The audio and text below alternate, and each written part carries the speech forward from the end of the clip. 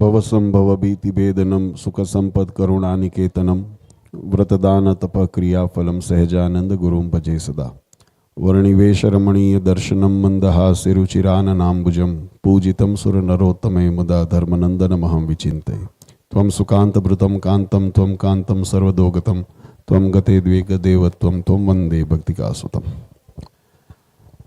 સર્વ અવતારી સર્વ કારણના કારણ આપણા સૌના મોક્ષદાતા ઈષ્ટદેવ ભગવાન શ્રી સ્વામિનારાયણ સંપ્રદાય દક્ષિણ વિભાગ અધિષ્ઠાતા દેવ વડતાલવાસી શ્રી લક્ષ્મીનારાયણ દેવ હરિકૃષ્ણ મહારાજ, ઉત્તર વિભાગ અધિષ્ઠાતા દેવ શ્રી નરનારાયણ દેવની સ્મૃતિએ સહિત આજે વડતાલ ધામ શ્રી સ્વામિનારાયણ મંદિર વિલિંગને આંગણે વાર્ષિક પાટોત્સવના શુભ અવસરે સભામાં ઉપસ્થિત ધર્મકુળ આશ્રિત વાલા સર્વે મારા સંતો પાર્ષદો, શ્રીજીના લાડીલા ધર્મકુળ આશ્રિત વાલા સર્વે સત્સંગી હરિભક્તો, સર્વ ધર્મ પ્રેમી સજ્જનો, સર્વ મોક્ષભાગી જીવાત્માઓ, દરેક ભક્તજનોને અમારા હૃદયપૂર્વક જય સ્વામિનારાયણ.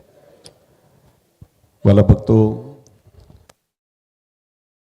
જે વાતાવરણની અંદર આપણે આ દિવ્ય મહોત્સવ માણ્યો,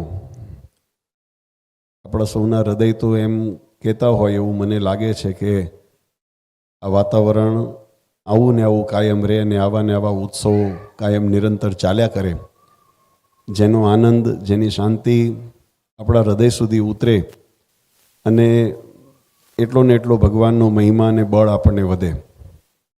પણ સંસારનો એક નિયમ છે કે જે કાર્ય આપણે આરંભ કરીએ છીએ એને સમય આવે એટલે એને પૂર્ણાહુતિના કળશ પણ ચડાવવાના હોય.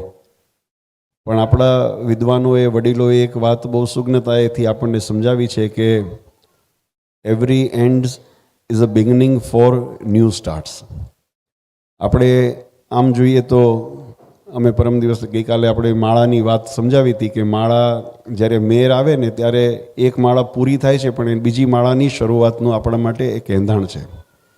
એમ આજનો આ ઉત્સવ, ભગવત કથા વાર્તા, ભગવાનનું મહાપૂજા યજ્ઞ અને સુંદર ભગવાનનો અભિષેક અન્નકોટ અને છેલ્લે આ બાળકોએ આ સમગ્ર મહોત્સવની અંદર જેને કહેવાય ચાર ચાંદ લગાવ્યા, એવી રીતે આજનું સુંદર સાંસ્કૃતિક કાર્યક્રમ અહીંયા આપણી સન્મુખ કરી અને આ ઉત્સવને અતિ દિવ્ય બનાવ્યો. જો કોઈ પણ કાર્યની અંદર જ્યારે ભગવાનની કૃપા ભળે છે ને ત્યારે એ કાર્યની અંદર દિવ્યતા, ભવ્ય જગત બનાવી શકે. પૈસાથી તમે છે ને ભવ્ય મકાન બનાવી શકો, તમે સોના ચાંદીના કદાચ વાસણો વસાવી શકો, તમે મોંઘામાં મોંઘી ગાડી લાવી શકો, પણ જે આત્મની અંદર શાંતિની અનુભૂતિ થાય ને એ જ કાર્ય એ આપણને આપણા માટે લેખે લાગ્યું કહેવાય. તો એમ આપણે જીવનની અંદર અહીંયા ભલે વિદેશની ધરતી ઉપર આવ્યા અને આવીને આપણી પ્રારબ્ધને આપણે અજમાવ્યા અને ભગવાનની દયાથી ક્યાંક સુખિયા પણ થયા, પણ સાથે સાથે આપણને જે પરમપદની પ્રાપ્તિ એટલે કે ભગવાનના ધામની અંદર જવાનો આપણો માર્ગ પણ કાયમ નિર્વિઘ્નતાથી આગળ વધતો રહે, એના માટે જે સત્સંગનો મહિમા આપણે જે સમજ્યા અને એ સત્સંગને આપણે જીવનની અંદર ઉતારી અને પ્રધાનતા આપીને આપણે જેમ સત્સંગની અંદર રહ્યા એમ આપણા પછીની પ્રજા એટલે કે આવનાર જે નેક્સ્ટ જનરેશન જેને કહેવામાં આવે એ જનરેશનમાં પણ એવા સંસ્કારોના સિંચન થાય એનો પણ આપણે દાખલો કરીએ છીએ. એટલે એ બદલ બધા ભક્તોને અભિનંદન આપીએ છીએ. આમ તો આટલા દિવસથી આપણે ભગવાનનો મહિમા, કથા વાર્તાના, ઉપદેશના ઘણી બધી વાતો આપણે સાંભળી છે અને સમજ્યા છીએ. તો એને જીવનમાં વાગોળતા રહેજો, એને દ્રઢ કરીને રાખજો. અને છેલ્લે આજનો કાર્યક્રમ આપણે બાળકોએ જે કર્યો, અમને બહુ આનંદ એટલા માટે થયો કે દે મેડ અસ પ્રાઉડ. આ ખરેખર આપણે બધાએ તાળીઓથી વધાવીએ બધા બાળકોને એમના, કારણ કે એમને ખાલી પરફોર્મ કર્યું એટલું ઇમ્પોર્ટન્સ નહોતું. જો કદાચ તમારી બધાની દ્રષ્ટિ ત્યાં સુધી પહોંચી હોય, દે વેર પરફોર્મિંગ વિથ અ ગ્રેસ. એમના દરેકના મોઢા ઉપર તમે જુઓ તો એક પ્રકારનું તેજ અને સ્મિત હતું, એના ઉપર એક પ્રકારનો આનંદ હતો અને એટલું જ એમની અંદર ઇન્વોલ્વમેન્ટ દેખાતું હતું. કોઈ પણ વસ્તુ નહીતર રહે ને, આપણે ગુજરાતીમાં કહીએ સતીશભાઈ, વેઠ ઉતારી. આપણે માત્ર બળતરા કરીએ ને તો એ વેઠ ઉતર્યું કહેવાય, પણ જ્યારે એની અંદર આત્મા ભળે ને, આ જો વચનામૃતનો સિદ્ધાંત આપણને આમાંથી જોવા મળે.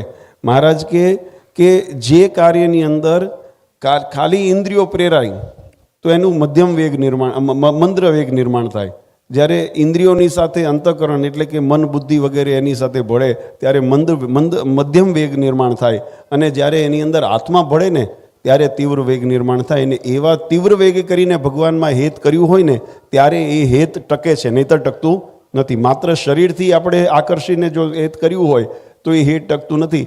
વચનામૃતમાં મહારાજે બતાવ્યું કે ગુણે કરીને પણ હેત થાય, રૂપે કરીને પણ હેત થાય, સ્વાર્થે કરીને પણ થાય, લોભે કરીને હેત થાય, પણ ટકે કયું હેત?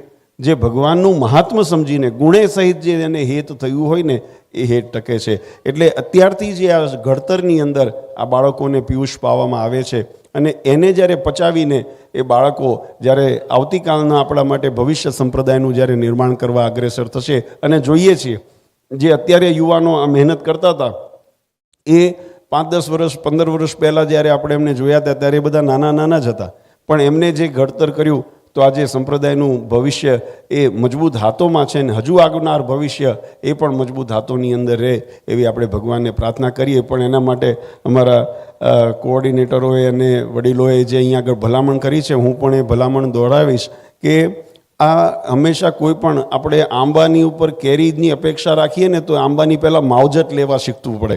આપણે કેવું છે, માવજત લેવામાં માનતા નથી, સીધા ફળ લેવા માટે આપણે આતુર બનીએ છીએ. એમ આપણે આપણા જીવનની અંદર ઘણા વડીલો એમ કહેતા હોય અમારા બાળકોને સારા સંસ્કારની જરૂર છે, અથવા તો અમારા બાળકોને વડીલોની આમન્યા કેમ રાખવી એનો એને નથી ખ્યાલ રહેતો.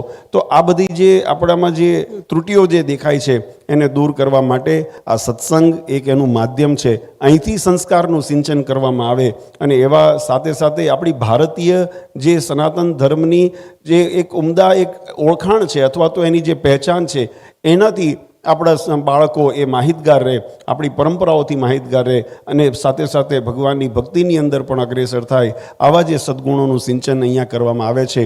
તો આપણા દરેક માવતરોને અમારી ભલામણ, તમારા સંતાનોને તમે રૂપિયો ગમે તેટલા વારસામાં આપશો, પણ જો એની સાથે સંસ્કાર નહીં હોય તો એ તમને એને લેખે નહીં લાગે. અને જો સંસ્કાર એના જીવનની અંદર તમે રેડશો તો ગમે ત્યાંથી એ કમાઈ લેશે.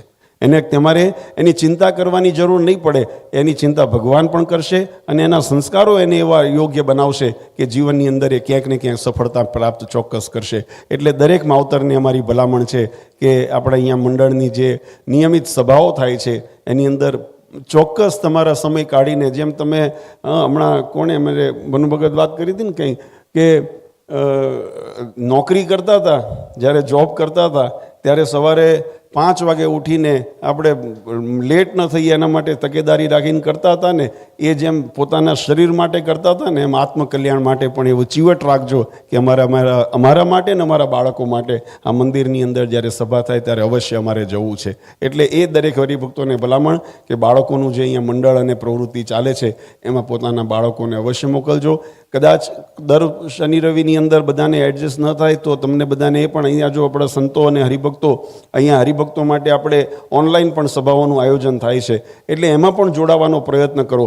સ્ત્રી ભક્તો માટે પણ વડતાલથી ઘણી વખત પરમ પૂજ્ય માતુશ્રીની આજ્ઞા અને આશીર્વાદથી સાંખ્યોગી બહેનો કથા વાર્તા અને સભા કરતા હોય છે ઓનલાઈન. સાથે સાથે લાલી રાજા અને મારા બાળલાલજી એ પણ ઓનલાઈન બાળકોને જે શિક્ષણ આપે છે, ખાસ કરીને કોલેજમાં, અને જે નવી યુવા પેઢી જે છે એને કોઈ મનના પ્રશ્નો અને મૂંઝવણો હોય તો એને પણ એ લોકો એમની સાથે સંકલન કરીને એ સભાઓની અંદર પણ કરતા હોય છે, જેની માહિતી તમારા અહીંયા કોઓર્ડિનેટર પાસે બધાને મેળવી. પણ એની સાથે જોડાઈને રહો.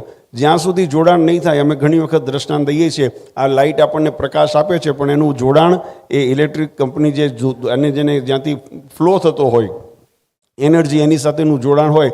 જો વાયર કટ થઈ ગયો હોય તો લાઇટ પ્રકાશિત થતી નથી. એટલે જોડાણ રાખવું પડશે. એમ આપણા જીવનની અંદર પણ આ સત્સંગના અને ભક્તિના સંસ્કારને આપણે જીવંત રાખવા માટે આ સત્સંગનો યોગ રાખવો પડશે.